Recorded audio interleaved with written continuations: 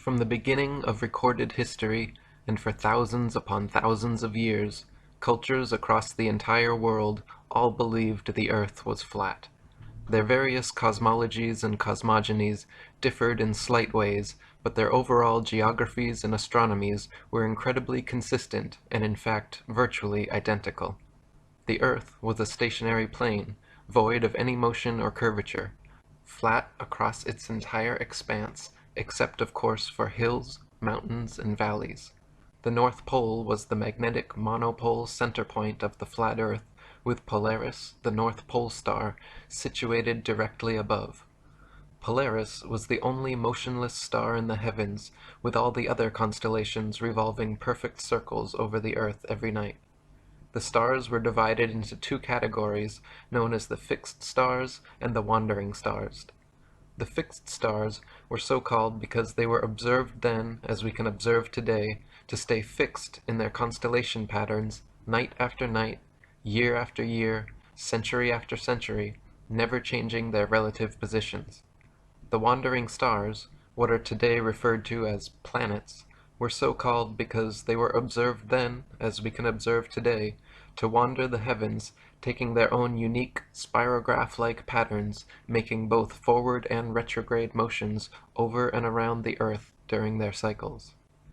The sun and moon were both of equal size, and they too revolved over and around the motionless Earth, as immortalized in the Chinese yin-yang symbol.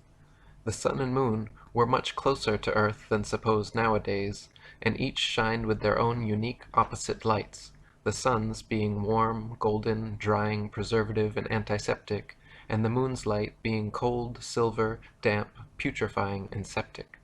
The sun and moon, as though connected to a magnetic maypole, made alternating spiral journeys over and around the Earth every year. The sun began its journey at the Tropic of Capricorn at the winter solstice, where it made its fastest and largest circle over the Earth. For the next 3 months, every day the sun slightly narrowed its path and slowed its speed until by the spring equinox the sun had spiraled its way from the Tropic of Capricorn to the equator.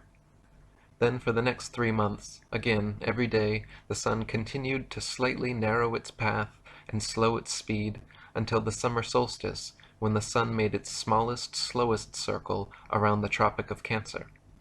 Once the sun reached this innermost circle, like the ribbons and dancers around the maypole, the sun would then begin its opposing, widening, quickening journey back to the Tropic of Capricorn. For the next 3 months, every day the sun slightly widened its path and hastened its speed until the autumnal equinox, the sun had spiraled its way from the Tropic of Cancer back to the equator. Then for the next 3 months again, every day the sun continued to slightly widen its path and hasten its speed until the winter solstice, when the sun made its largest, fastest circle around the Tropic of Capricorn, and the annual journey began again. The moon had a similar yearly path revolving over and around the Earth, but unlike the sun, which constantly changed its speed to keep a consistent 24-hour day, the moon's speed never changed, so depending on its latitude, the moon was observed then, as we can observe today, to take approximately 24.7 to 25 hours per cycle. This is why at different times and places during each month we can see the moon in the morning, afternoon, or night. This is also the origin of old fairy tales such as The Hare and the Hedgehog, or The Tortoise and the Hare. The hare, like the sun, begins the annual race full of energy, excitement, and ego, declaring himself the definite winner, and gets off to an immediate head start. Meanwhile, equally confident in his seemingly lesser abilities, the humble, slow, and steady tortoise moon begins as well, allowing the hare to lead.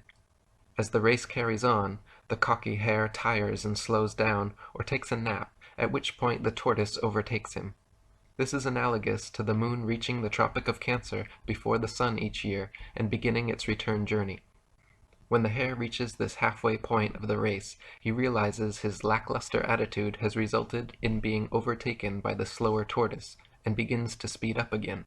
Then, for the remainder of the race, the sun picks up speed day by day, gaining on the moon, but ultimately losing as the slow and steady tortoise reaches the finish line before the hare and wins. So for ancient man, Earth and Polaris were the two immovable center points of the universe, around which the sun, moon, and other stars all revolved in a dome-like shape. Some cultures believed in a literal, physical, solid dome or firmament to which the fixed stars were bound. Other cultures mythologized the axis mundi as the world tree with Polaris at the center and all the other constellations forming the branches. In these flat earth depictions, the North Pole occupied the center point, and south was all straight lines extending outwards from there. East and west were not straight lines, as is assumed nowadays, but were in fact circles, just like all lines of latitude and the paths of the celestial bodies. The southern circumference of Earth was surrounded by a gigantic wall of ice 150 to 200 feet above sea level, holding the interconnected oceans in like a World Cup. Beyond the ice wall, some cultures claimed a firm barrier existed through which no human could penetrate. Other cultures believed there were entire worlds and other civilizations existing beyond the Antarctic ice. Currently, and for the past half-century, there has existed an international Antarctic treaty preventing all independent exploration of Antarctica. Pre-approved guided tours exist which take visitors to a few coastal regions of Antarctica, but no independent exploration of the continent is allowed. Sailors like Jarl Andhoi have been caught attempting to explore Antarctica and threatened, turned around at gunpoint, fined, and jailed for violating this militarily enforced international treaty. As a result, the public currently has no way to confirm or deny the seemingly fantastical claims of ancient man concerning what may or may not exist at the southernmost extremities of the earth. We can, however, confirm that this 200-foot ice wall surrounding the southern circumference of the Earth most certainly exists. We can confirm that Polaris is indeed the only non-moving star in the sky. All the fixed stars indeed rotate perfect circles around Polaris while remaining stuck in their relative constellations night after night, year after year, century after century. The wandering stars, or planets, do indeed wander the heavens, taking their own unique spirograph-like paths when charted from a geocentric perspective.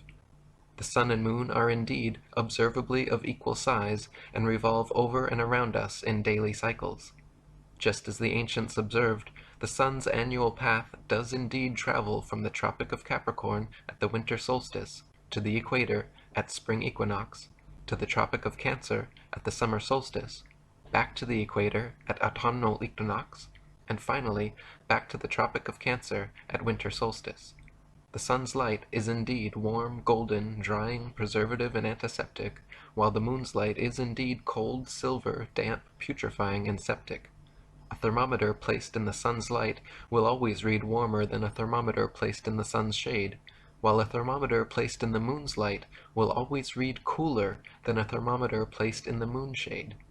Plant and animal substances exposed to sunlight quickly dry, shrink, coagulate, and lose their tendency to decompose and putrefy, whereas plant and animal substances exposed to moonlight will quickly show symptoms of putrefaction and decay.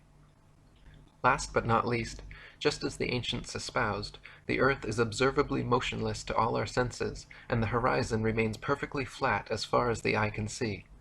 Not only does the horizon remain perfectly flat 360 degrees around the observer, but whether at sea level, the top of Mount Everest, 35,000 feet high in an airplane, or even at over 100,000 feet high, the highest any amateur hot air balloon has ever flown, the flat horizon actually rises to the eye level of the observer all the way up. On a globular Earth, no matter how large it is assumed to be, the horizon would remain where it was, and the rising observer would have to tilt his head downwards further and further the higher they rose to see the steadily falling horizon. Many people will be shocked to know that to this day every single scientific experiment ever devised to show the alleged motion of the Earth has failed to do so, or, given evidence of the opposite, that the Earth is indeed motionless, and every attempt ever made to measure the alleged curvature of the Earth has failed to do so, or, given evidence of the opposite, that the Earth is indeed flat. The first person in recorded history to ever claim that Earth was anything but the flat, motionless center of the universe was a Greek mathematician and philosopher named Pythagoras of Samos around 500 BC. Interestingly enough, Pythagoras has also been touted by Freemasonic historians such as Albert Mackey, James Anderson, William Hutchinson, and William Preston as being the very first Freemason. Presented more as a thought experiment than a complete cosmology, Pythagoras posited that if the Earth were a spherical globe turning on its vertical axis once per day while revolving annually around a stationary sun, that this model could also equally explain the cyclical motions of the heavenly bodies. This heliocentric model was taught to initiates at Pythagoras's Crotona school, but never became popular or had an influence outside of Greece for another 2,000 years. A century later, another Greek mathematician and philosopher named Plato also espoused a spherical Earth cosmology, except he claimed the Earth globe to be the motionless center of the universe, with the sun, moon, and stars revolving around. His most famous student, Aristotle, also wrote about this geocentric globe-Earth cosmology in his book On the Heavens, offering three main points of evidence for his theory. Firstly, Aristotle noted that when sailing away from an observer on shore, ships approaching the horizon disappeared from view hull before masthead, and he postulated that this occurrence was due to the curvature of the Earth. Aristotle argued that the hull disappeared first because beyond the horizon the globe Earth curved downwards, causing the hull and eventually the masthead and entire ship to drop below the curvature. Today, we can easily prove that Aristotle was incorrect in his assumption by using telescopes, binoculars, and zoom cameras. Once a ship has completely disappeared beyond the horizon, modern technology allows us to zoom in and bring the entire vessel, hull and all, back into full view. This proves that ships do not disappear hull first due to the alleged curvature of the Earth, and that the horizon line is in fact merely the vanishing point of perspective from a given observer's point of view, and not, as Aristotle supposed, the beginning of the Earth's curvature. The horizon is subjective and varies in distance depending on the weather, the observer's height, and the strength of his eyesight or instruments. As noted previously, the horizon actually rises to the eye of the observer no matter how high he climbs, which also proves that the horizon line is not some objective point of curvature on a convex Earth, but rather the subjective vanishing point of perspective from a given observer's point of view. Aristotle's second point of evidence offered for his spherical Earth theory was the Earth's round shadow cast on the moon during lunar eclipses. To this day, heliocentrists still offer this argument as proof of a spherical Earth, claiming that during lunar eclipses, the Sun, Earth, and Moon align in a perfect 180-degree syzygy like three billiard balls, causing the Sun to cast the Earth's shadow onto the Moon. This clever but faulty assumption is rendered completely invalid, however, due to the fact that lunar eclipses have happened and continue to happen regularly when both the Sun and Moon are still visible together above the horizon. As early as the time of Pliny the Elder, there are records of eclipses happening while both the Sun and Moon were visible in the sky, and continue to be recorded by the Royal Astronomical Society today. Obviously, if the Sun and Moon are both observable simultaneously during an eclipse, then they are not aligned in a 180-degree syzygy, and it is therefore impossible that the Sun could be casting Earth's shadow on the Moon, and some other explanation must be sought. Another explanation, in fact, already existed in many cultures around the world, who posited that a third celestial body known as Rahu, or the Black Sun, also existed, equal in size to the Sun and Moon. This translucent dark body passed affront the Sun and Moon during solar and lunar eclipses, causing their lights to dim. Aristotle's final point of evidence offered for his spherical Earth theory was the appearance of Polaris and other stars to gradually decline overhead as an observer travels southwards. He argued that the gradual declination and eventual disappearance beyond the horizon of certain stars and constellations as one traveled southwards was evidence that the observer was traveling over a convex curved surface. Similar to the ships disappearing over the horizon argument, Aristotle posited that the horizon line was the literal curvature of his spherical Earth, and the stars which declined and disappeared beyond it became invisible because a mass of curved Earth existed between them and the observer. In actual fact, however, the gradual declination of objects in the sky towards the horizon is merely a product of the law of perspective on plane surfaces. As any art student of point perspective knows, the human eye views the world in a pyramidal shape, so that when looking down a long hallway, the floor appears to rise, the ceiling appears to sink, and the walls appear to narrow into a point at the center of the observer's view. Of course, the dimensions of the hallway remain constant for its entire length. The floor does not actually rise, the ceiling does not actually sink, nor do the walls actually close in, but to the human eye, everything is perceived this way. Similarly, when the sun, moon, airplanes, or clouds appear to sink towards the horizon as they move away from us, they are not actually losing altitude and slowly approaching sea level.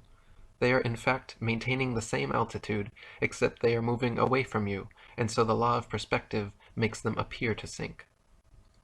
A century after Aristotle, around 250 BC, yet another Greek mathematician and philosopher named Eratosthenes made his claim to fame with a new alleged proof of the spherical earth.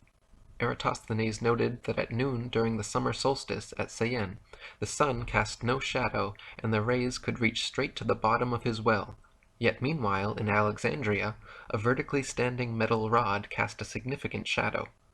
By factoring the length of the shadow with his assumed distance to the sun, Eratosthenes recorded a measurement of Earth's circumference close to what heliocentrist astronomers still use today.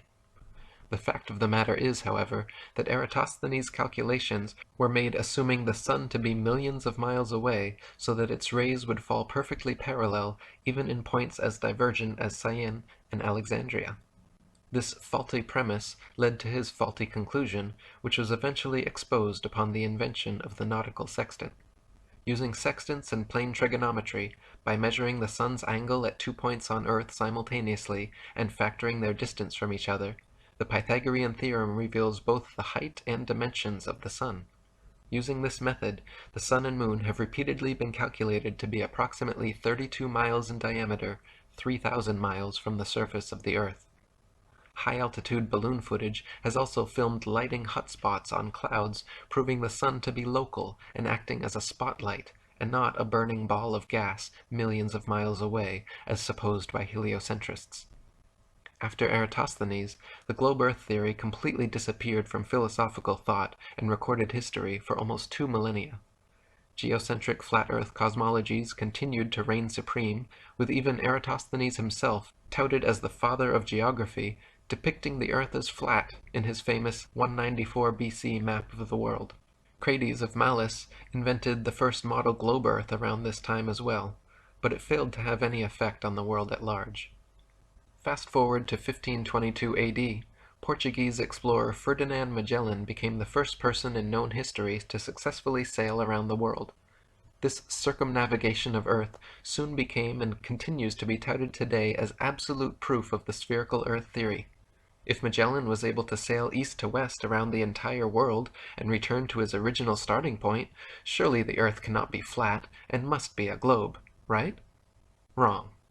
Just as a compass can place its center point on a flat piece of paper, trace a circle either way around, and return to its original starting point, so can a ship or plane circumnavigate a flat Earth. The only kind of circumnavigation which could not happen on a flat Earth is north-southbound, which, to this day, has still never been done. Both the North Pole and Antarctica are military-enforced no-fly and no-sail zones due to restrictions originating from none other than the United Nations, the same United Nations that haughtily uses a flat Earth map in their official logo and flag. In 1543, just days before his death, Freemason and Jesuit Nicholas Copernicus published his book On the Revolutions of the Celestial Spheres, which revived the old heliocentric cosmology of Pythagoras and began the so-called Copernican revolution away from a flat geocentric model and towards a global heliocentric model. Since his book claimed Earth to be a tilting, wobbling, spinning sphere revolving at breakneck speeds around a stationary sun, it was initially met with due incredulity. Copernicus always countered this by claiming his theories were merely hypotheses and shouldn't be considered truth. In his book he even wrote, quote, "The Pythagorean teaching was founded upon hypothesis, and it is not necessary that the hypothesis should be true, or even probable. The hypothesis of the movement of the Earth is only one which is useful to explain phenomena, but it should not be considered as an absolute truth. Contemporaries of Copernicus, such as Danish astronomer Tycho Brahe, famously argued against his heliocentric model, positing that if the Earth revolved in an orbit around the Sun, the change in relative position of the stars after 6 months of orbital motion could not fail to be seen. Brahe wrote that the stars should seem to separate as we approach and come together as we recede. In actual fact, however, after millions of miles of supposed orbit around the Sun, not a single inch of parallax could be detected in the stars. As even Wikipedia notes, quote, "The lack of any observable parallax was considered a fatal flaw in any non-geocentric theory." Copernicus's answer to this obvious problem was simple. He moved the stars so ridiculously far away from the Earth that even after millions of miles of supposed orbit around the Sun, no appreciable parallax could be detected. Copernicus simply needed to claim that the stars were trillions upon trillions of miles away, so then, mathematically speaking, it would indeed be impossible to detect such slight parallax. Again, contemporaries of Copernicus argued against this convenient correction of his, arguing quite rightly that if the stars were trillions of miles away, then there is no way we could see them. Backpedaling once again, Copernicus claimed the reason we could still see stars trillions of miles away was because they were not mere tiny points of translucent light in the night sky, but that stars were in fact gigantic gas balls billions of times larger than our sun. So first, Copernicus had to move the stars trillions of miles from Earth to explain away lack of parallax, and then he had to make the stars billions of times larger to account for why we should see them at all from such fantastical distances. Lastly, he offered very specific distances and mathematical equations to solidify his theory, claiming, for instance, that he had accurately calculated the Sun's distance from Earth to be exactly 3,391,200 miles. At the turn of the 17th century, Tycho Brahe, under the patronage of Emperor Rudolf II, began construction of the largest, most state-of-the-art astronomical observatory ever built. Upon hearing this, German astronomer and Freemason Johannes Kepler was determined to apprentice under Brahe. Even though Kepler championed Copernicus's widely disputed heliocentric globe-Earth theory, Brahe begrudgingly accepted Kepler as his apprentice based on his merit as an astute astronomer and mathematician. Brahe allowed Kepler access to the observatory, but guarded his data and findings from him completely, which frustrated and angered Kepler to the point of eventually culminating in a heated argument between the two of them, resulting in Brahe kicking Kepler out. After much amends and apologizing, a year later, Brahe finally forgave Kepler and accepted him back as apprentice. This time, however, Kepler was not content with his role as mere apprentice and soon proposed and secured a commissioned position on Brahe and Emperor Rudolph's new project, the Rudolphine Astronomical Tables. Less than a month later, Tycho Brahe mysteriously dropped dead, and Johannes Kepler was given access to all of Brahe's coveted data, free rein of the observatory, and became Emperor Rudolph's new official astronomer.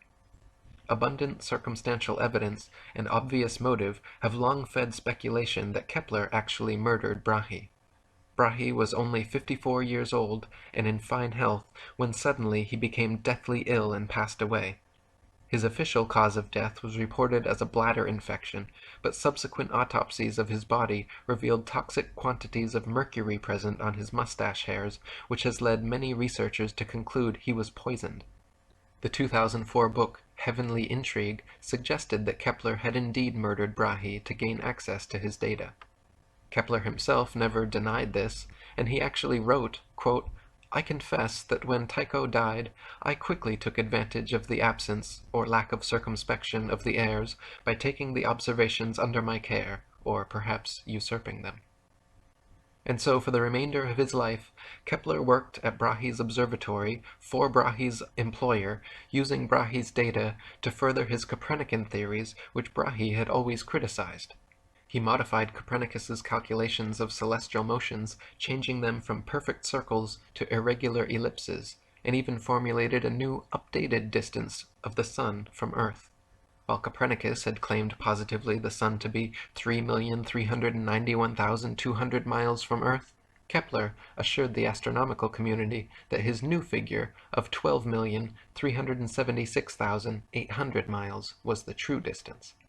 A few years later, in 1608, the first telescope was invented, and by 1609, the next champion of Copernicism, Italian astronomer, Freemason, and probable Jesuit Galileo Galilei, had purchased and built several of them.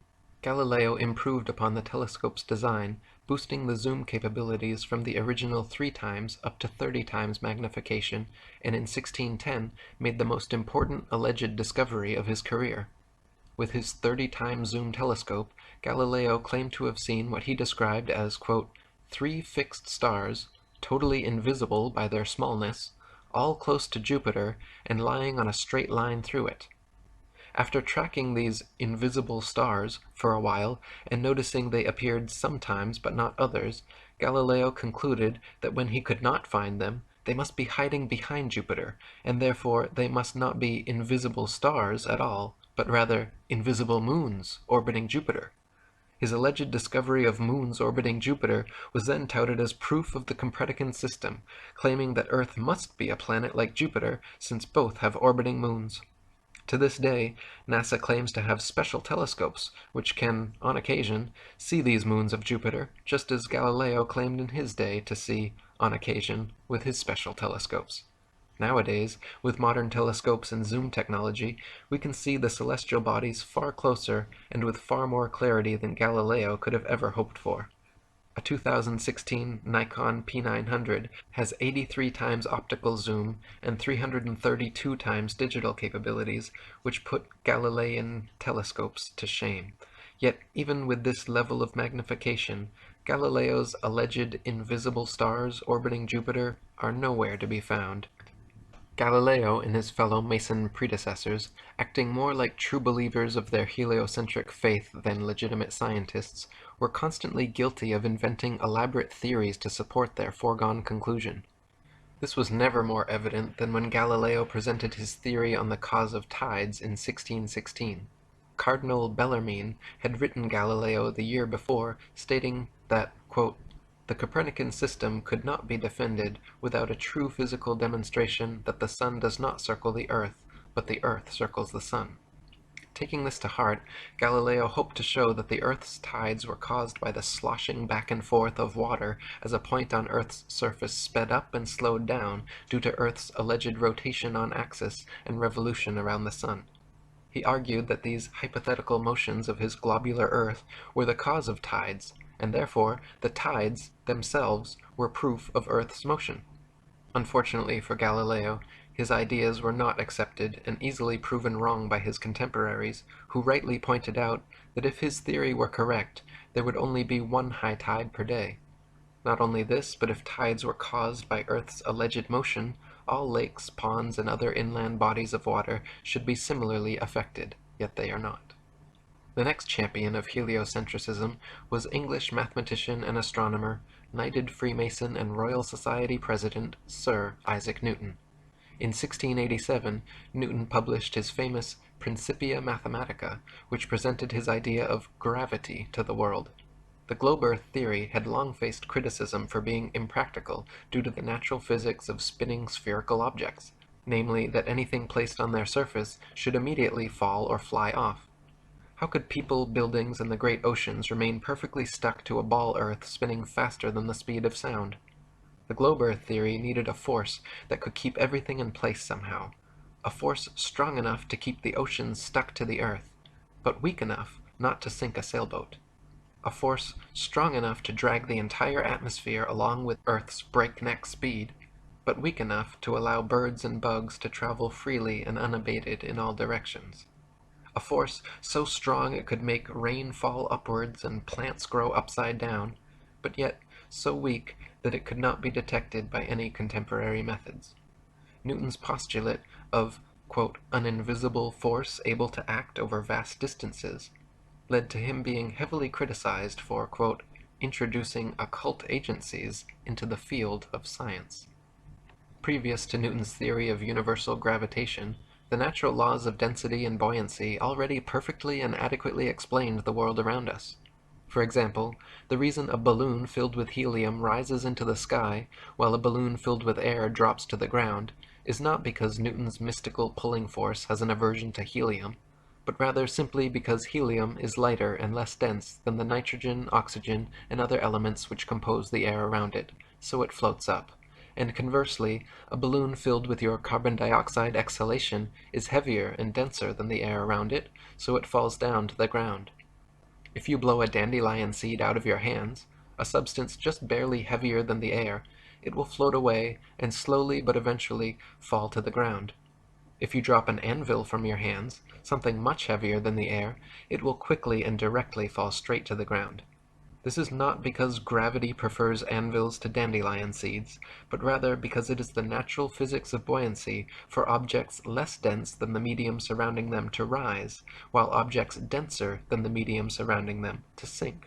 This is the reason raindrops fall down through the air and air bubbles rise up through the water, because of their relative densities. It has nothing whatsoever to do with the mystical pulling force of spinning balls from Newton's imagination. Newton's theory allegedly began when, upon seeing an apple fall from a tree at Woolsthorpe, as though no one in the history of humanity up to that point had ever seen a falling object and wondered why it fell, he had a veritable scientific epiphany. The apple fell not because it was heavier and denser than the air around it, but rather because a force at the center of the spinning ball earth pulled it to the ground. Newton quickly got to work formulating his theory of universal gravitation, which he used to explain not only falling objects, but also orbiting celestial bodies. Newton claimed that the sun, moon, earth, planets, and stars' gravity caused them to all orbit around the most massive nearby bodies. So not only was gravity fickle and selective about which objects it caused to fall and which it allowed to rise, gravity was also able to perform different functions on different scales. At the human scale, gravity allegedly caused people, buildings, and oceans to stick to the Earth, while at the planetary scale, gravity allegedly caused moons to orbit around planets, and planets to orbit around stars. Unfortunately, Newton never addressed this, but the question remains, how and why would gravity cause both planets to orbit the sun and people to stick to the Earth? Gravity should either cause people to float around in suspended circular orbits around the Earth, or it should cause the Earth, Moon, and planets to all be pulled and crash into the Sun. The two effects are very different, yet the same cause is attributed to both. Furthermore, this magnetic-like attraction of massive objects gravity is purported to have can be found nowhere in the natural world. There is no example in nature of a massive sphere or any other shaped object which, by virtue of its mass alone, causes smaller objects to stick to or orbit around it. There is nothing on Earth massive enough that it can be shown to cause even a dust bunny to stick to or orbit around it.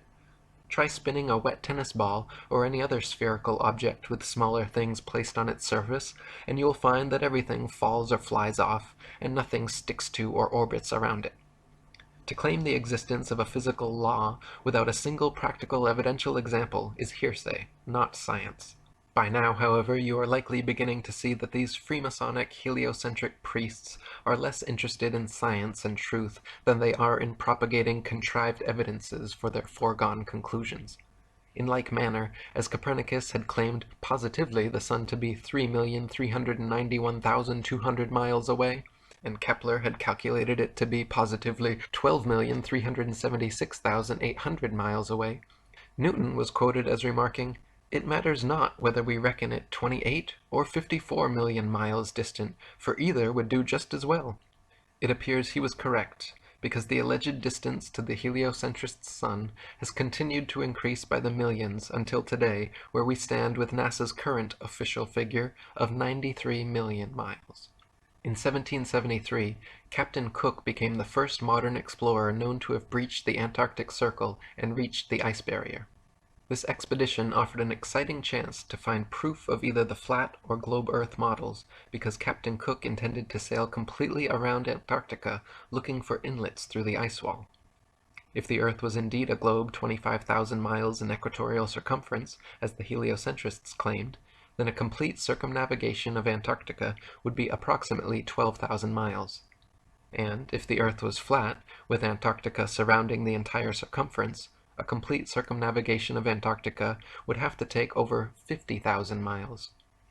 During 3 voyages lasting 3 years and 8 days, Captain Cook and his crew sailed a total of 60,000 miles along the Antarctic coastline, never once finding an inlet or path through or beyond the massive glacial wall. Captain Cook wrote, "The ice extended east and west far beyond the reach of our sight, while the southern half of the ocean was illuminated by rays of light which were reflected from the ice to a considerable height." Later voyages by Captain James Clark Ross and Captain George Nares in the 19th century further confirmed Cook's findings.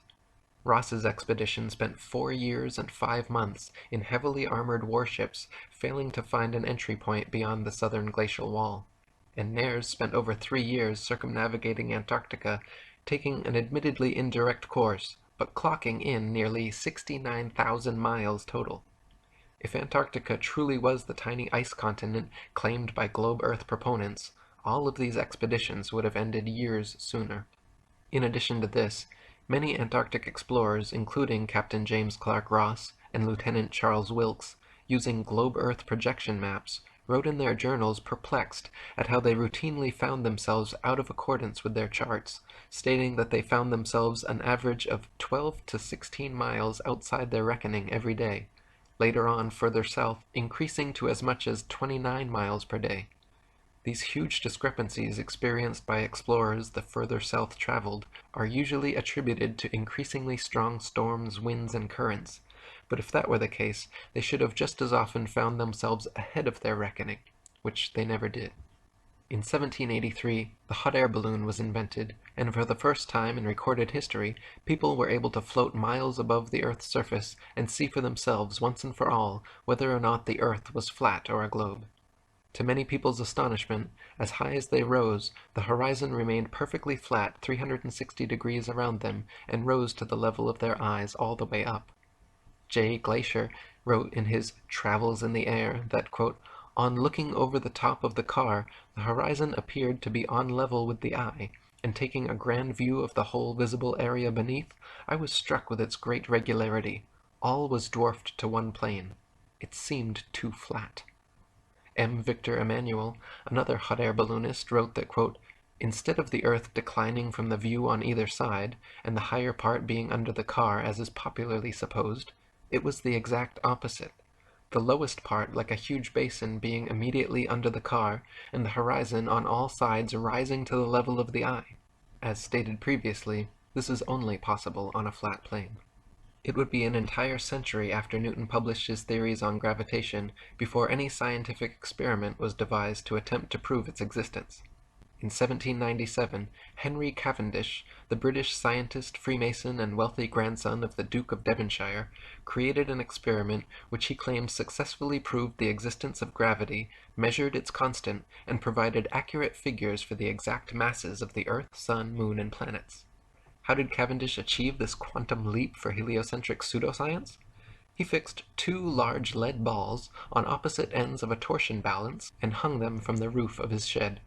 By watching and recording slight motions of the contraption via telescope through his shed window so his mass would not affect the reading, Cavendish claimed to have proven gravity. 2 small lead balls were hung near the large ones, and any motion observed towards one another was touted as being the influence of gravity.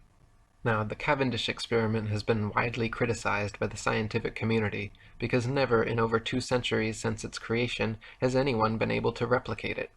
Firstly, the balls simply do not always attract one another as they must for the so-called gravitational constant to be constant at all.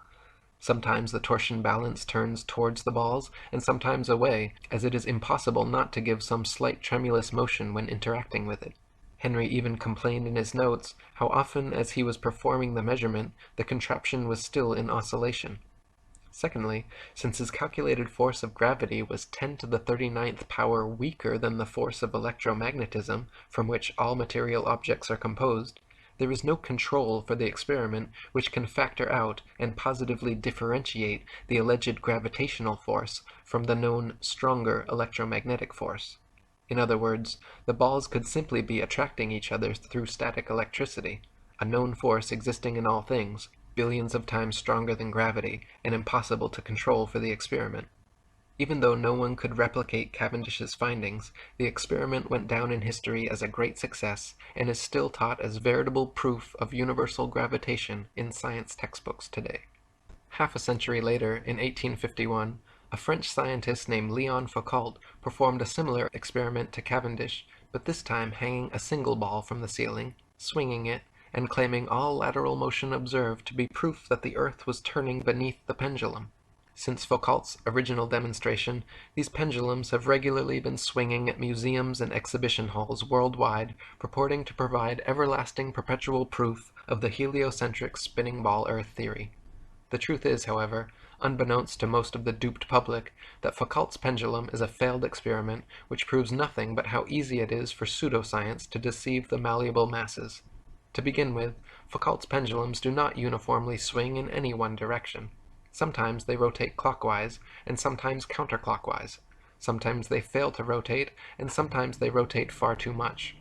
Just like the Cavendish experiment, scientists who have attempted to replicate Foucault's findings have conceded time and again that, quote, it was difficult to avoid giving the pendulum some slight lateral bias at starting. In truth, the behavior of the pendulum actually depends on 1. The initial force beginning its swing, and 2. The ball and socket joint used, which most readily facilitates circular motion over any other. The supposed rotation of the Earth is completely inconsequential and irrelevant to the pendulum's swing. If the alleged constant rotation of the Earth affected pendulums in any way, then there should be no need to manually start pendulums in motion. If the Earth's diurnal rotation caused the 360-degree uniform diurnal rotation of pendulums, then there should not exist a stationary pendulum anywhere on Earth. Also in the mid-19th century, another Frenchman named Gaspard Gustave Coriolis performed several experiments showing the effect of kinetic energy on rotating systems, which have ever since become mythologized as proof of the heliocentric theory. His Coriolis effect is often said to cause sinks and toilet bowls in the northern hemisphere to drain spinning in one direction, while in the southern hemisphere causing them to spin the opposite way, thus providing proof of the spinning ball Earth. Once again, however, just like Foucault's swinging pendulums and Cavendish's hanging balls, sinks and toilets in northern and southern hemispheres do not consistently spin in any one direction. Sinks and toilets in the very same household are often found to spin opposite directions, depending entirely upon the shape of the basin and the angle of the water's entry, not the supposed rotation of the Earth. The Coriolis effect is also said to affect bullet trajectories and weather patterns as well, supposedly causing most storms in the northern hemisphere to rotate counterclockwise, and most storms in the southern hemisphere to rotate clockwise, to cause bullets from long-range guns to tend towards the right of the target in the northern hemisphere and to the left in the southern hemisphere. Again, however, the same problems remain. Not every bullet and not every storm consistently displays the behavior, and therefore cannot reasonably be used as proof of anything. In the late 19th century, mostly thanks to the experiments, books, and lectures of an English inventor and author named Dr. Samuel Rowbotham, a flat Earth renaissance began sweeping the world. Rowbotham's findings, beginning with his 1864 book, Earth Not a Globe, an experimental inquiry into the true figure of the Earth, proving it a plane without axial or orbital motion and the only material world in the universe, caused quite a stir in the scientific community, and thanks to 3 decades of his effort, the shape of the Earth became a hot topic of debate around the turn of the 19th century. Dr. Rowbotham conducted several experiments using telescopes, spirit levels, and theodolites, special precision instruments used for measuring angles in horizontal or vertical planes. By positioning them at equal heights aimed at each other successively, he proved over and over the Earth to be perfectly flat for miles, without a single inch of curvature.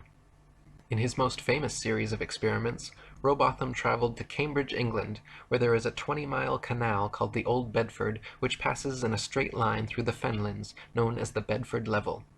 The water has no interruption from locks or water gates of any kind, and remains stationary, making it perfectly suitable for determining whether any amount of convexity or curvature actually exists. If we were living on a ball Earth, every pond, lake, marsh, canal, and other large body of standing water, each part would have to comprise a slight arc or semicircle curving downwards from the central summit. If the ball Earth were truly 25,000 miles in circumference, as claimed by heliocentrists, then spherical trigonometry dictates the surface of all standing water must curve downwards an easily measurable 8 inches per mile, multiplied by the square of the distance. This means along a 6-mile channel of standing water, the Earth would have to curve 16 feet 8 inches downwards from one end to the other, and or dip 6 feet on either end from the central peak, depending where the measurement is taken. Rowbotham tested first by standing in the water holding a telescope 8 inches above the surface, while his partner rowed away from him in a small boat with a 5-foot-tall flag attached. If the Earth was indeed a globe 25,000 miles in circumference, by the time the boat reached Welney Bridge 6 miles away, the entire boat and flag should have been completely invisible, hidden behind a 6-foot-tall mass of curved water. In reality, however, every time tested, the entire boat and flag remained visible from start to finish. In a second experiment, Dr. Rowbotham placed 7 flags along the edge of the water, each 1 mile distant from the next, with their tops positioned 5 feet above the surface, and stood with his telescope behind the first.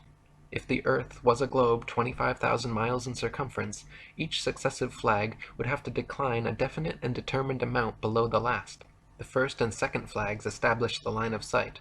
Then the third should fall 8 inches below the second, the fourth flag 32 inches below, the fifth 6 feet, the sixth 10 feet 8 inches, and the seventh flag should be a clear 16 feet 8 inches below the line of sight. Even if the Earth was a globe of 100,000 miles, an amount of easily measurable curvature should and would still be evident in this experiment.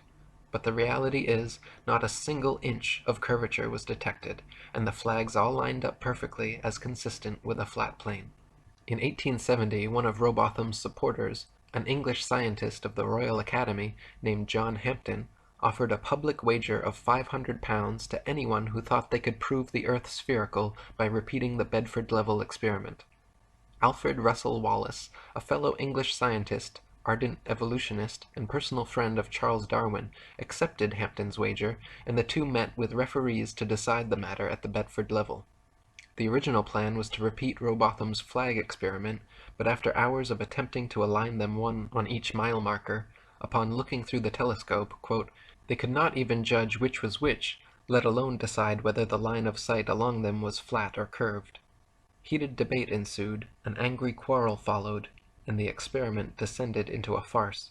They called it a day, but a week later reconvened, this time Wallace setting new parameters for the experiment, which had never been tested or approved by Rowbotham or Hampden. Wallace hung a large calico sheet from the old Bedford Bridge, with a thick black line painted across its center, and positioned his telescope 6 miles south at Welney Bridge at the same elevation.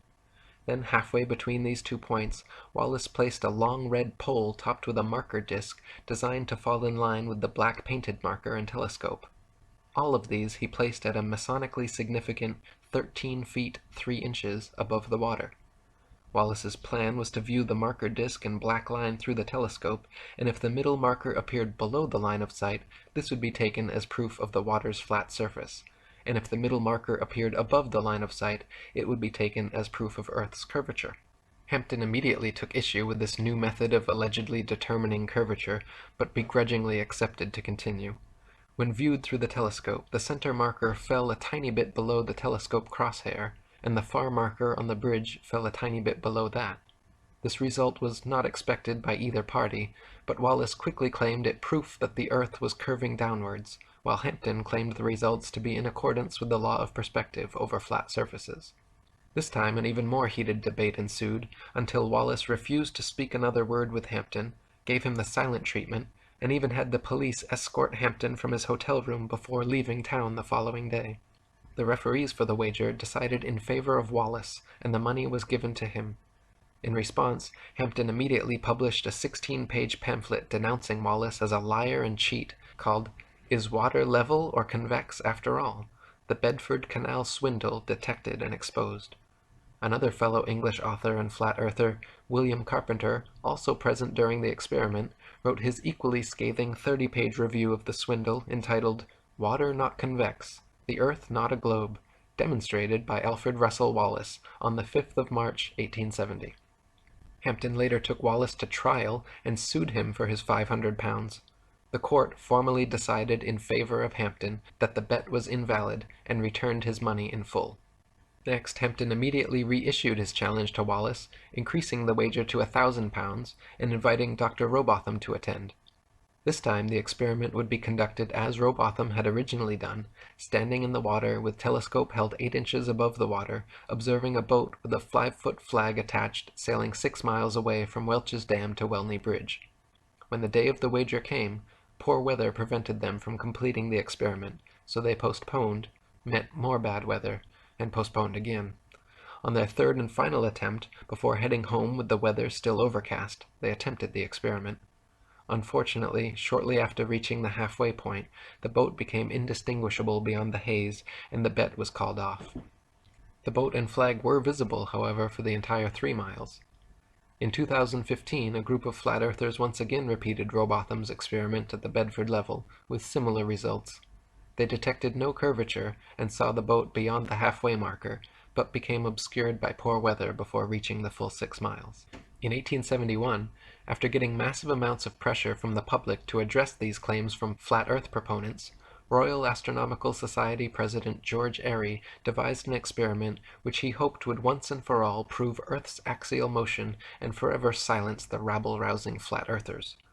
By first filling a telescope with water to slow down the speed of light inside, then calculating the tilt necessary to get the starlight directly down the tube, Airy planned to measure the speed of the telescope, and thereby the speed of the Earth, by extrapolating the amount of tilt needed to keep the starlight coming in straight. The experiment, however, would go down in history and forever be known as Airy's failure, because every time he repeated it, Airy found the starlight was already coming in the correct angle with no change necessary, proving that the stars move relative to a stationary Earth and not the other way around. Airy had meant to prove the heliocentric theory, but instead devised an everlasting proof of the geocentric model. In 1887, American physicists Albert Michelson and Edward Morley performed an experiment to determine Earth's speed through space, or what was then called the ether.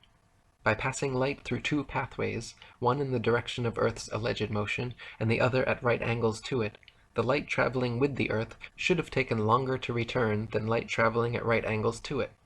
To the surprise of Michelson, Morley, and the scientific establishment, however, no difference whatsoever was detected, even after repeating the experiment several times in different places. To attempt to patch up this glaring problem, the heliocentric establishment created the Fitzgerald-Lorentz contraction, which actually had the gall to claim that the light pathway going the same direction as the Earth became physically shorter during the experiment so that the time to return became equal to the other pathway. The implications of Michelson and Morley's experiment were so detrimental to the spinning globe Earth myth that they were forced to concoct this ludicrous backpedaling explanation, which even Arthur Miller denounced, calling it a physics of desperation. After Samuel Rowbotham's death, Lady Elizabeth Blunt, an English author, flat earther, vocal vegetarian, and anti-vivisectionist, founded the Universal Zetetic Society, which attracted thousands of members and published a journal called The Earth Not a Globe Review for several decades. Many other prominent flat earthers of the time also continued doing their best to spread the word. John Hampton continued publishing his own work and reprinted all of Samuel Rowbotham's material. In 1885, William Carpenter published his famous 100 Proofs Earth is Not a Globe. In 1892, Alexander Gleason released his New Standard Map of the World as It Is, which remains to this day one of the most accurate flat Earth maps ever created. He had hopes it would completely replace globes and Mercator maps the world over, but unfortunately his map's influence was short-lived. The next year, in 1893, Gleason published his flat Earth tome entitled Is the Bible from Heaven?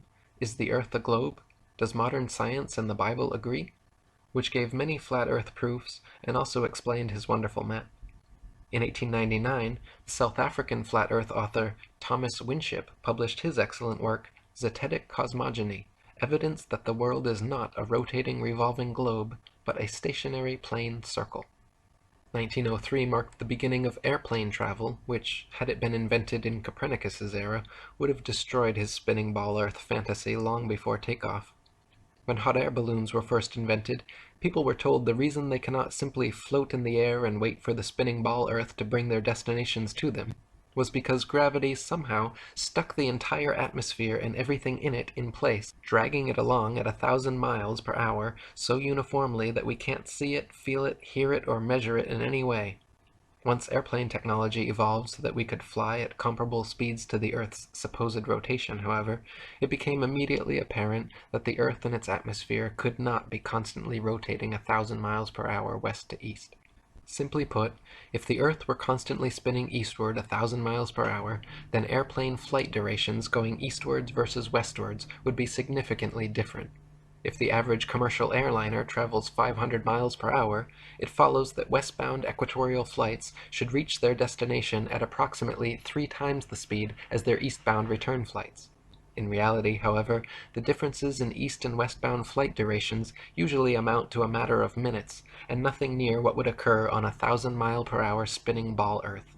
For example, flights eastward with the alleged spin of the ball Earth from Tokyo to LA take an average of 10.5 hours. Therefore, the return flights westwards against the alleged spin should take an average of 5.25 hours, but in actual fact, take an average of 11.5 hours. Also of note, if Earth were a globe, there are several flights in the southern hemisphere which would have the quickest, straightest path over the Antarctic continent, such as Santiago, Chile to Sydney, Australia.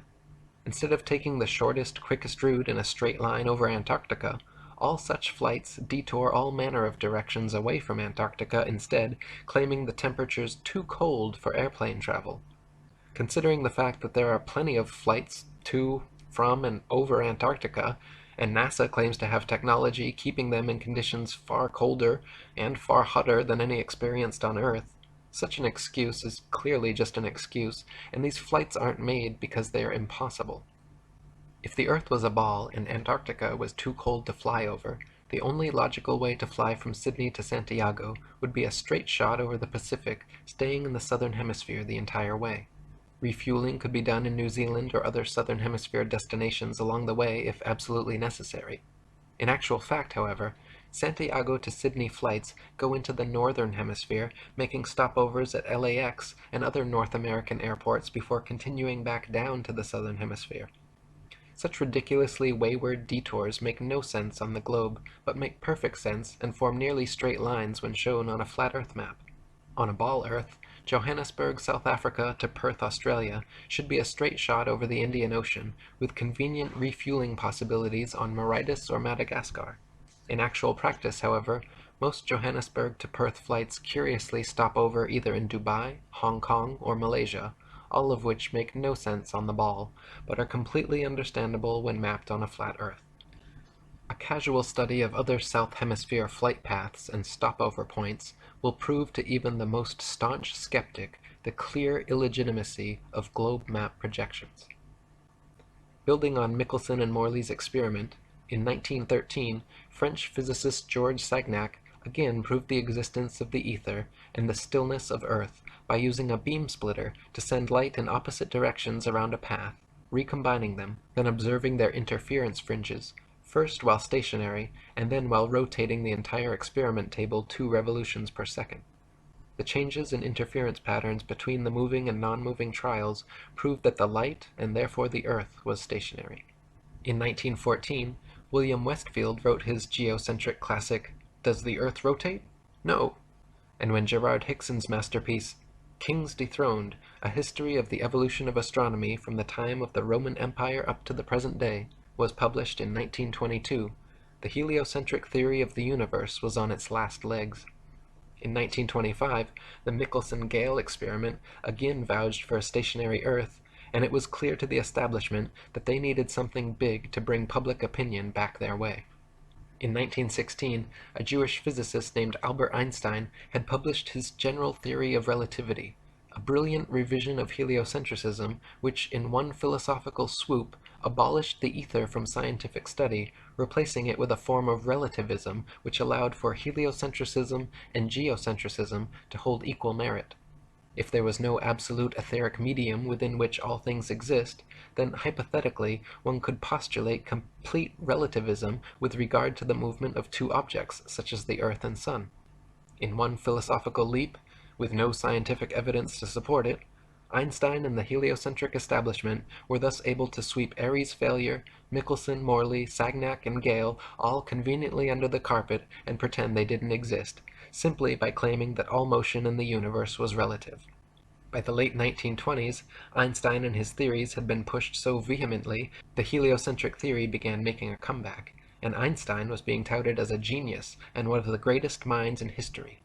Far from it, even he himself admitted when asked, "What is it like to be the smartest man alive?" responded by saying, "I don't know. You'll have to ask Nikola Tesla," a true genius who in no way supported Einstein's relativity or the heliocentric theory. Einstein was even caught lying when he originally claimed to have never even heard of the Michelson-Morley experiment, but later admitted that he had indeed created special relativity with the intent of abolishing the ether and nullifying the Michelson-Morley result.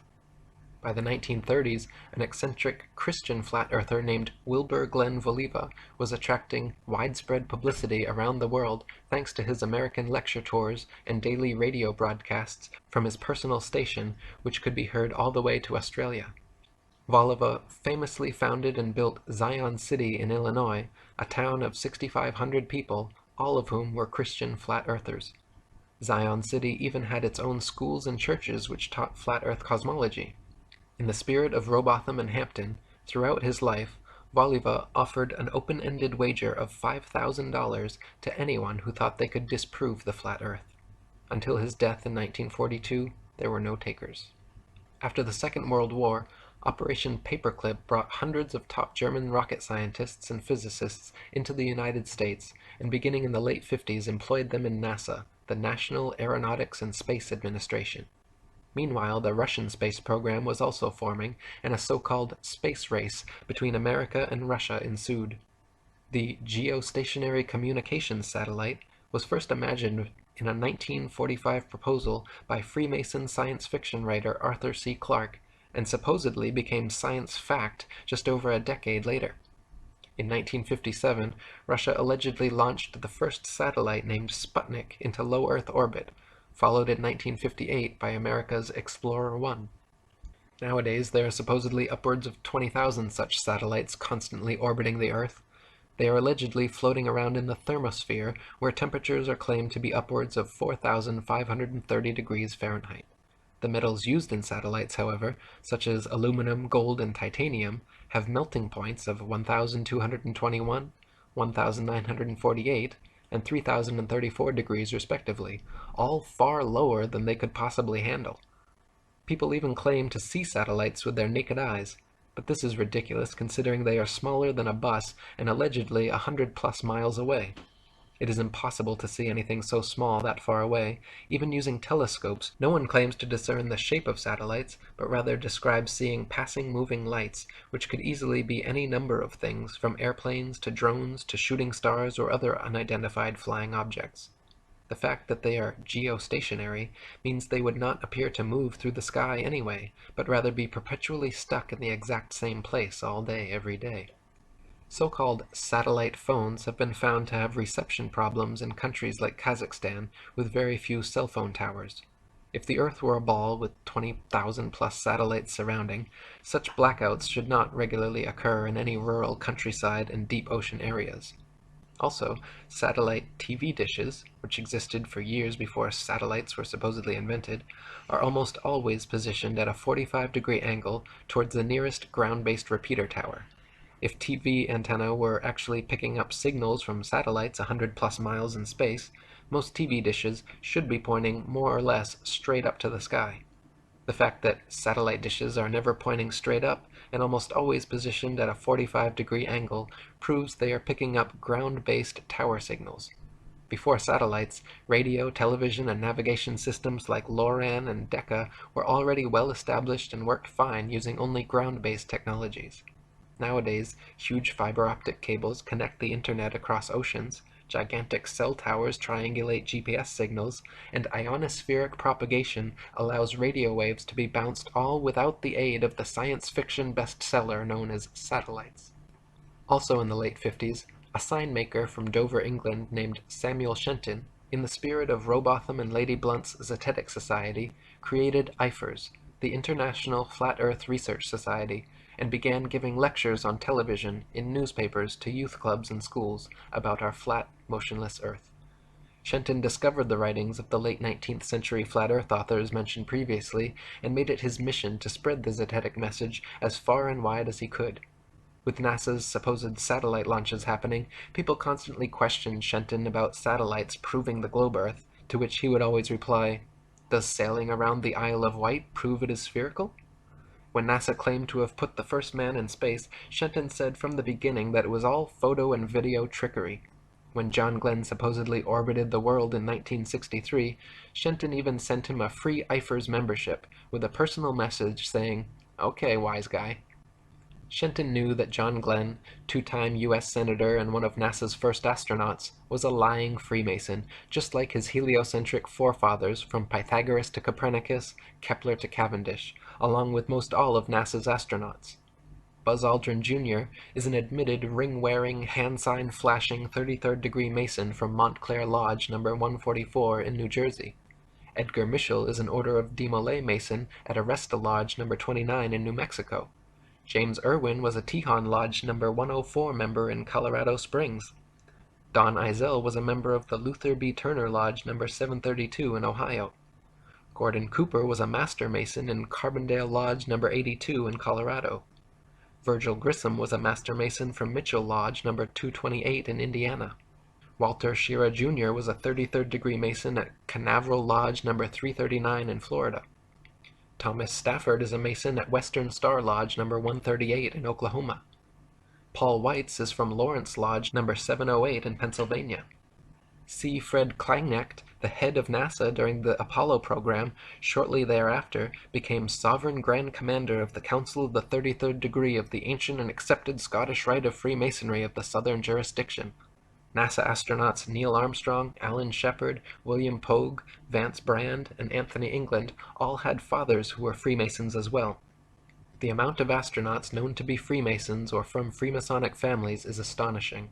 It is likely that more astronauts and people of key importance in NASA are affiliated with the Brotherhood as well, but not so open about their membership. For there to be this many Masons, members of the world's largest and oldest secret society, involved with the promotion and propagation of this globalist heliocentric doctrine from its outset to modern times, should raise some serious suspicion. Before the first Apollo missions ever even cleared the launch pad, 11 NASA astronauts died in highly suspicious accidents. Gus Grissom, Roger Chaffee, and Ed White were all cremated together in an Apollo capsule fire during a completely unnecessary and dangerous test where they were strapped down and locked into a 100% oxygen chamber which incinerated the three of them to death in seconds. 7 other astronauts, Ted Freeman, Charles Bassett, Elliot See., Russell Rogers, Clifton Williams, Michael Adams, and Robert Lawrence, died in 6 separate airplane crashes, and Ed Gibbons in a car crash. 8 of these deaths were in 1967 alone. So many astronauts coincidentally dying under such circumstances is highly unlikely, and lends credence to the idea that these were intentional hits by the Masons trying to find the right people to sell their hoax. One of the most outspoken of the fallen astronauts was Gus Grissom. By 1967, Grissom had become increasingly irritated and vocally negative about NASA's chances of ever landing a man on the moon. He stated the odds were pretty slim, and famously hung a lemon on the Apollo capsule after it repeatedly failed safety testing procedures. Grissom threatened to go public with his complaints about the LEM, and even told his wife Betty, quote, "If there ever is a serious accident in the space program, it's likely to be me." Right after his murder, government agents raided Grissom's house before anyone had been informed about the fire or his death. They removed all his personal papers and his diary, never to be returned. From 1969 to 1972, the Freemasons at NASA claimed to have landed 6 of their Apollo missions on the moon. With this ingenious deception, a bit of rocket technology, a bunch of lying Freemasons, and photographs taken through a round window, with this one psyop, NASA managed to convince nearly everyone on Earth that they live on a spinning ball. However, in the documentary A Funny Thing Happened on the Way to the Moon, you can watch official leaked NASA footage showing Apollo 11 astronauts Buzz Aldrin, Neil Armstrong, and Michael Collins for almost an hour using transparencies and camera tricks to fake shots of a round Earth. They communicate over audio with Control in Houston about how to accurately stage the shot, and someone keeps prompting them on how to effectively manipulate the camera to achieve the desired effect. First they blacked out all the windows, except for a downward-facing circular one, which they aimed the camera towards from several feet away. This created the illusion of a ball-shaped Earth surrounded by the blackness of space, when in fact it was simply a round window in their dark cabin. Neil Armstrong claimed at this point to be 130,000 miles from Earth, halfway to the moon, but when camera tricks were finished, the viewer could see for themselves the astronauts were not more than a couple dozen miles above the Earth's surface in a high-altitude plane. These images showing a globular world soon became the Freemasons' most valuable tool in altering public perception about the shape of the Earth. Since the original so-called blue marble image, NASA has provided the public with many more pictures and videos showing a globe Earth, touting veritable photographic proof that Pythagoras' 2,500-year-old theory was finally validated. When seen with a skeptical eye, however, professional photoanalysts have dissected several NASA images of the ball Earth and found undeniable proof of computer editing. For example, images of the Earth allegedly taken from the moon have proven to be copied and pasted in, as evidenced by rectangular cuts found in the black background around the Earth by adjusting brightness and contrast levels. If they were truly on the moon and Earth was truly a ball, there would be no need to fake such pictures. When NASA's images of the ball Earth are compared with one another, the coloration of the land and oceans and relative size of the continents are consistently so drastically different from one another as to prove beyond any reasonable doubt that the pictures are all fake. NASA has many alleged photographs of the ball Earth which show several exact copy and pasted duplicate cloud patterns. Cheeky graphics artists have even placed things like faces, dragons, and the word sex into cloud patterns over various ball Earth pictures. One recent Pluto picture clearly has a picture of Disney's Pluto the dog layered into the background. On a clear afternoon, during a waxing or waning moon cycle, it is possible to see the blue sky right through the moon. For centuries, stars and planets have often been seen and recorded, even by the Royal Astronomical Society, to have been seen through the moon. If the moon is translucent enough to see objects through it, it cannot be the solid, spherical planetoid claimed by NASA and modern astronomers. Samuel Shenton, president of IFERS, was quoted before the Apollo supposed moon landing, stating that stars have been seen through the moon. The astronauts had better be ready to come right back, because there isn't anything much to land on. Besides Shenton, many of the first people to unequivocally call out the NASA moon landings as being a staged hoax were professional photographers. When the official NASA photographs of the moon are closely examined, it is clear that many were taken inside a studio using repetitive backgrounds, artificial lighting, wires, and cranes. Award-winning British photographer David Percy, photo analyst and historian Jack White, photographer and Nexus magazine publisher Marcus Allen, and many others all put their professional reputations on the line to expose NASA's so-called photographic evidence. None of the Apollo missions brought any extra studio lighting with them on the lunar lander, so the sun should be the only light source on the moon, and in all pictures taken there. In that case, the light should only come from one direction, and all shadows should be cast in the opposite direction. However, in dozens of official NASA photos, there are shadows being cast in up to 3 directions simultaneously, often at up to 90-degree angles, which can only be the result of multiple light sources not present on the moon. Several pictures even show overhead spotlights reflecting in astronauts' helmets and multiple lens flares originating from 2 or more light sources.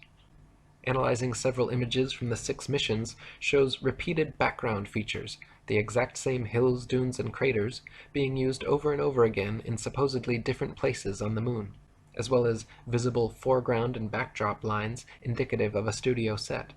In images from Apollo 11, Buzz Aldrin can be seen wearing different color gloves and different length boots in pictures that were supposedly taken within minutes of each other. If Buzz was really in the vacuum of space in a pressurized spacesuit, he certainly would not have had the time or reason to depressurize and repressurize his suit just to make such fashion adjustments. Some pictures show the lunar rover with no tracks anywhere around it. Others show rover tracks all over the foreground while it is yet to be unpacked and unloaded. A couple pictures even show what appear to be sneakers and a lady's heel tracks on the moon, in addition to the astronauts' boot prints. Another glaring mistake is that none of NASA's images or videos show stars in the background as they should, just complete blackness, likely because exact star maps as they should appear from the moon would be nearly impossible to fake. The testimony of different astronauts on different missions, in their autobiographies and interviews, just muddies the water even more, some of them bragging about the, quote, astonishingly brilliant light of the stars, and others saying they, quote, don't remember seeing a single star while on the moon. Such inconsistencies, and the fact that none of NASA's moon pictures feature stars or planets in their appropriate positions, should raise a red flag that these astronauts were not on the moon. Many pictures of the sun on the moon are clearly spotlights and not the sun. Some images show studio lighting lens flares or studio lighting reflecting off a black background. One image clearly shows a shadow on the ceiling of space as the lunar lander lifts off. Many images show shadows of reticule crosshairs suspended in air over a print underneath, proving them to be doctored and not originals as claimed. Images of the lunar lander supposedly on the moon shows a pathetic 1969 attempt at creating high-tech, futuristic-looking equipment using what appears to be construction paper, gold foil, scotch tape, and metal shower rods. The idea that the piece of junk shown in these official NASA photographs flew to the moon and back is so ludicrous it's laughable. Close-ups of the lunar lander footpads show them without a speck of dust on them and without a burn print under its 10,000-pound thrusters, like it was just gently set down in place. NASA scientists in their own documents were worried about the LEM falling into its own massive burn radius, yet there it sits with no burn print and spotless clean pads. Even the astronauts' boot prints made deep impressions on the moon dust, yet the lander's 10,000-pound thrusters left not a trace, no blast hole, and no dust on the pads. When the video evidence is examined, even more anomalies are found. In certain frames, light pings can be seen reflecting off overhead stage wires attached to astronauts' backpacks. In one Apollo 16 clip, an astronaut falls to his knees and is quickly jerked back up to his feet by what can only be an unseen wire hoisting him straight upwards. One of the more obvious video anomalies is how several Apollo missions show American flags flapping around in the non-existent space wind. The moon is supposed to have no atmosphere, and so the flags should remain perfectly still, but can often be seen moving quite boisterously. Another interesting video anomaly is discovered by playing NASA's moon footage at 2x speed, then watching the astronauts walking, running, jumping, or cruising around on their little buggy. Without the speed adjustment, there is a low-gravity illusion, as the astronauts seem to float, drift, and glide slowly and smoothly along. But once they are seen at 2x speed, it becomes clear that they are in, quote, normal gravity, walking, running, jumping, and cruising at normal speeds. They simply reduced the play speed by 50% in post-production, and voila, instant moon motion. Not only is the Apollo video record fraught with fraud, but NASA claims the original Apollo 11 videos have conveniently disappeared from their records so no one can analyze them for authenticity. You heard correctly. They spent over $30 billion of American taxpayer money traveling to the moon and then lost the video evidence. Those blurry, ghostly black and white images shown on TV were purposely lousy because NASA insisted at the time that all TV networks must broadcast directly from a big screen display in their operations room, a mandate which all the major networks accepted, and so what the public saw was just a video of a poorly magnified video, and now it is impossible to watch the original. Not only have the Apollo 11 originals disappeared, but NASA claims to have lost all original audio tapes from the Apollo missions, and that their contractors have lost all prints and plans for the lunar rover, LEM lander, and Apollo ship engines. It even recently came out that when curators at Amsterdam's Rijksmuseum investigated their moon rock, personally given to them by Armstrong and Aldrin in 1969, they found that it was actually just a worthless piece of petrified wood from Earth.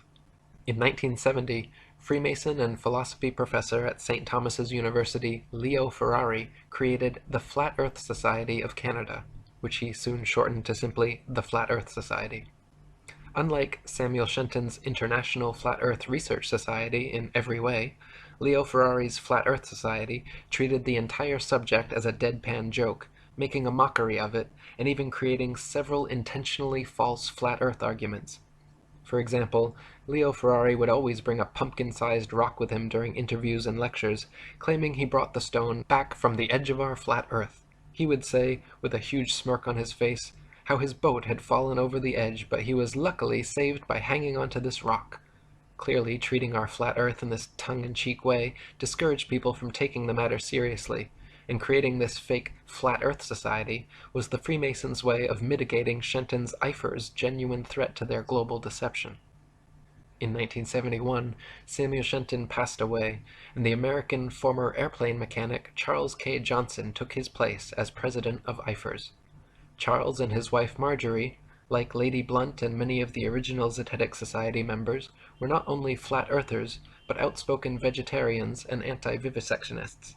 Charles and Marjorie maintained a periodical called The Flat Earth News for many years, where they printed articles about NASA's lies, geocentricity, flat Earth, and vegetarianism. Unlike Leo Ferrari and his mock society spreading disinformation, Charles Johnson was a genuine voice speaking out against the evils of the world. In 1974, when Johnson heard of Ferrari's budding organization, he decided to contact him and wrote a cordial letter requesting further information about his society, to which Ferrari never replied. 2 years later, Johnson wrote another polite letter saying how he was delighted by the prospect of a like-minded campaigner, and said how it was a very happy day when he learned of Ferrari's society. Quote, "I feel sure at the core we cannot be too far apart in aims," Johnson wrote. "I do try to practice what I preach, to think and seek and search out reasonable ideas and concepts." He closed saying that he could hardly wait to hear from Ferrari and hoped very much he would please reply. After 6 months without a response, Johnson wrote one more time explaining again his sole purpose to enlarge his view and getting and holding on to the facts, which would benefit himself and in time the rest of the world. He requested a reply and a copy of Ferrari's FES magazine. In conclusion, Johnson signed, "Thanks from the bottom of my heart," in advance, but warned that if Ferrari insisted on ignoring him once again, quote, "I will then know for sure that you are some kind of enemy of the flat earth work." Eventually, Ferrari did reply this time, but not with a message or magazine as requested. He simply enclosed an FES paid application form. Johnson investigated Ferrari's organization further and found that he was using, quote, "the flat earth idea as a gimmick to entertain and promote the atheistic society." From then on, Johnson worked hard to expand his Eifers and constantly for the rest of his life exposed Ferrari's FES, calling him a false prophet, guilty of muddying the waters of truth. Near the end of his life, tragically, Johnson's house burned down, along with all the flat earth materials he and Shenton had collected over their lifetimes. Until his dying day, Johnson claimed the fire to be the result of arson by a NASA agent he had seen snooping around. Apparently finished with their moon landing propaganda, starting in 1976, NASA began faking Mars landings instead. To begin with, the planets, formerly known as wandering stars, are not terrestrial Earth-like habitations capable of landing anything on. The sun, moon, and stars are all simply luminaries, celestial lights relatively close to Earth, and not something tangibly solid that humans could ever walk on. This is painfully obvious to anyone with functioning eyeballs and a telescope or Nikon P900 camera, but NASA continues to this day to publish thousands of fake CGI images claiming to come from Mars. Even assuming Mars was an actual spherical desert planet as NASA claims, it is impossible for them to have safely landed the probes based on their own trials and statistics. They say the surface pressure on Mars is only 0.3% the surface pressure on Earth, and equivalent to the pressure at about 23 miles above the Earth. There is not enough air matter at that pressure, however, to provide any lift for opening up the parachutes NASA uses to land its Mars probes. No parachute ever devised has been able to successfully deploy at that altitude. They simply stream straight back, then never fill the rest of the way down. Joe Kittinger's record highest, fastest, and longest parachute dive from the Earth's upper atmosphere had him free-falling from only 19 miles high for 15 minutes at 767 miles per hour, and his drogue chute proved useless and offered no deceleration. Yet NASA would have us believe, for example, that Phoenix's parachute managed to somehow slow it down from 12,738 miles per hour to 123 miles per hour in just 2.86 minutes before its final landing. In other words, NASA is claiming to do something on Mars, millions of miles away, by remote control, something that we have no evidence is even possible on Earth at significantly lower altitude and 16 times slower speed. To this day, NASA continues to fake Mars landings, and more government space agencies around the world, including Russia, China, Japan, France, India, and others, are following the same Freemasonic model of fleecing their populations of taxpayer money to fund programs that provide the public nothing but propaganda. NASA and other space agencies' rocket launches never even go straight up. Every rocket forms a parabolic curve, peaks out, and inevitably starts falling back to Earth. The rockets which are declared successful are those few which don't explode or start falling too soon, but make it out of range of spectator view before crashing down into restricted waters and recovered. There is no magic altitude where rockets or anything else can simply go up, up, up, and then suddenly just start free-floating in space. This is all science fiction illusion created by wires, green screens, dark pools, some permed hair, and zero-G planes. In 1998, NASA claimed to have sent up their first piece of the ISS, International Space Station. They have been caught, however, time and again with air bubbles forming and floating off in their official outer space footage. Astronauts have also been caught using scuba space gear, kicking their legs to move, and astronaut Luca Parmitano even almost drowned when water started filling up his helmet while allegedly on a spacewalk. It is admitted that astronauts train for their spacewalks in underwater training facilities like NASA's Neutral Buoyancy Lab, but what is obvious from their space bubbles and other blunders is that all official spacewalk footage is also fake and filmed underwater. Analysis of many interior videos from the International Space Station have shown the use of camera tricks such as green screens, harnesses, and even wildly permed hair to achieve a zero-gravity type effect. Footage of astronauts seemingly floating in the zero gravity of their space station is indistinguishable from Vomit Comet zero-G airplane footage. By flying parabolic maneuvers, this zero-G floating effect can be achieved over and over again, then edited together. For longer uncut shots, NASA has been caught using simple wires and green screens. In 2001, Charles K. Johnson died, and having lost all his flat Earth material and correspondence in his house fire, the IFERS was officially finished. Leo Ferrari's farcical Flat Earth Society, on the other hand, continued operation as usual, making a mockery of the Flat Earth subject. In 2004, the reins of FES presidency were handed over to Daniel Shenton, of no relation to genuine flat earther Samuel Shenton, who, true to Ferrari's example, maintains the Flat Earth Society website to this day, where they purport such fantastical, purposeful disinformation as the flat Earth disk constantly rising upwards forever through the universe to account for gravity. Their sole purpose, as Charles Johnson correctly stated, is clearly to poison the well and muddy the waters of truth. In 2008, teacher and author Eric Dubay, that's me, began a website and published a book titled The Atlantean Conspiracy, which exposed, among many other things, Freemasonry, the fake moon landings, geocentricity, and even featured a quote from IFER's president, Charles K. Johnson.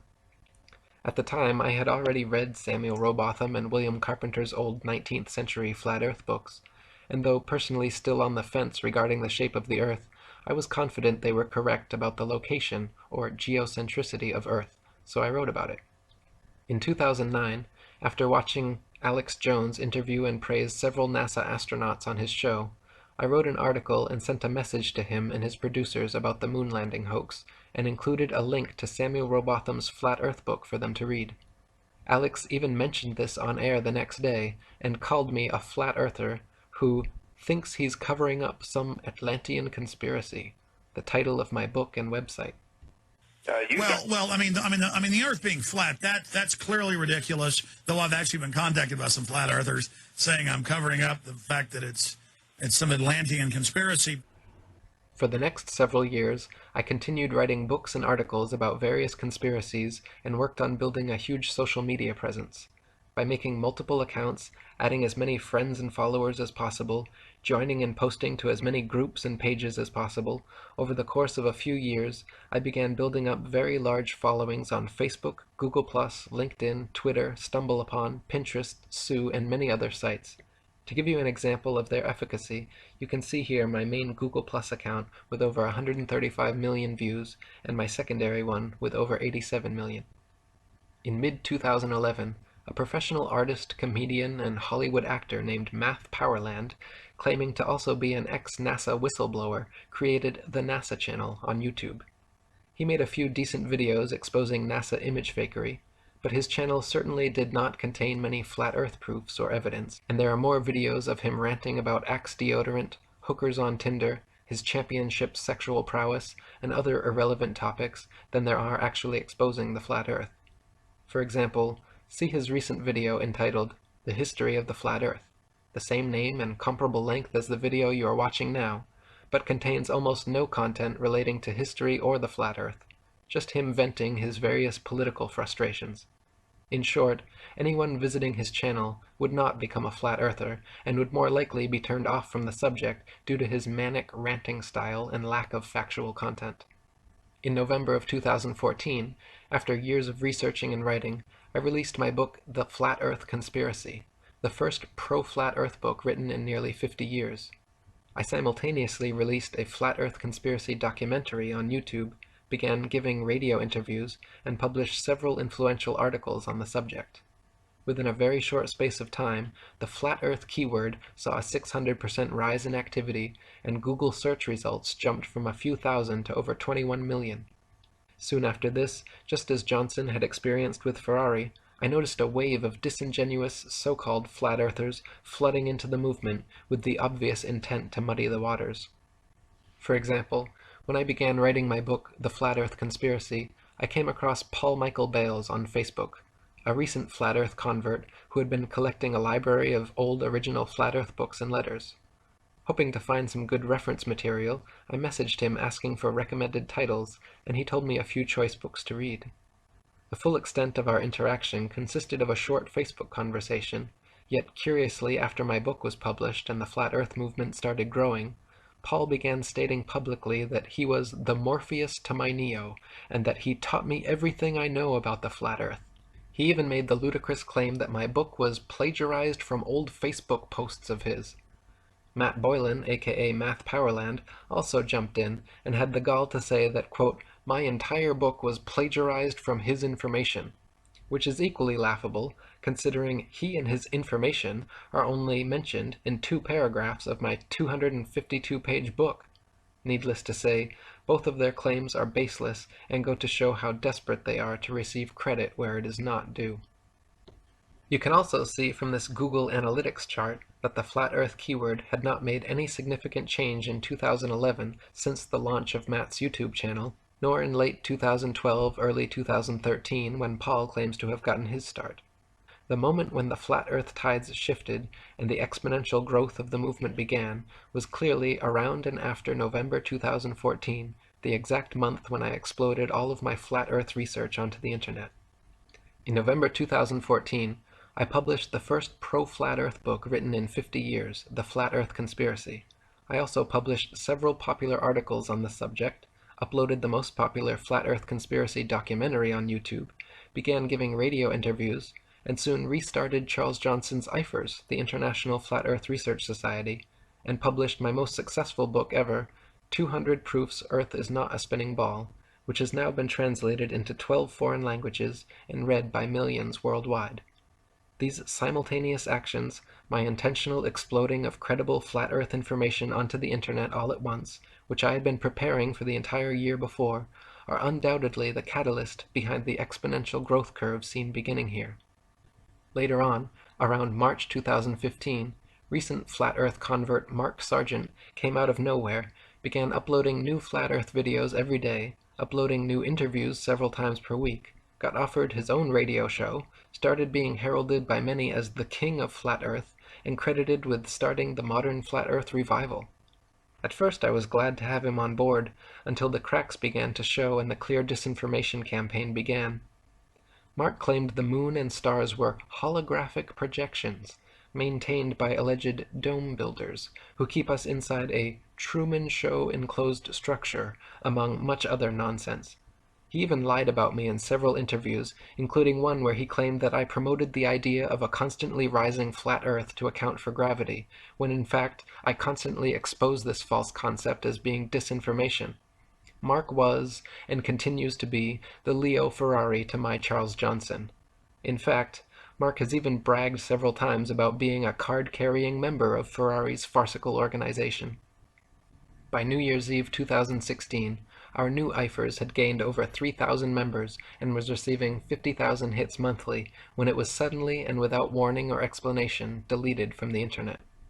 As the administrators and myself quickly worked on salvaging our material and creating a new site, the obvious parallels to Johnson losing everything in his NASA agent-initiated house fire were noteworthy.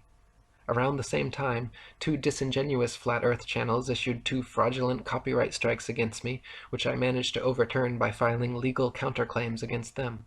YouTube itself began a program of regularly unsubscribing old subscribers of mine and lowering view counts of popular videos. Shortly after that, Facebook also decided to jump on the Eric Dubé censorship bandwagon by deleting my account, all my pages, and giving my Atlantean Conspiracy group directly over to a team of Freemason shills who still administrate it to this day, filling the group with nothing but death threats to me, pictures of Masonic goats, and ridiculous belittling memes. After re-registering for new accounts and accumulating my friends lists again, Facebook has now deleted 2 more profiles, and I am currently on my 4th, still trying my best to spread the word.